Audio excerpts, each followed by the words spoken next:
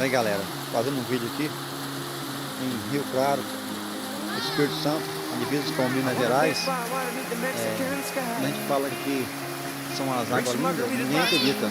Ainda que essa época agora está um pouco a época da seca, mas devido a muita estiagem, mas tem uns tempos que as águas estão mais cheias, mas ainda os poços são muito bons, são várias cachoeiras aqui, Poço Andorinha, esse poço aqui é um ponto mais chegado aqui de Rio Claro.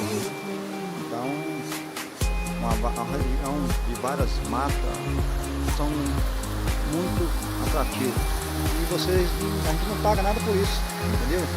E pode vir a hora que quiser, o dia que quiser, e muito bom o ambiente, muito gostoso.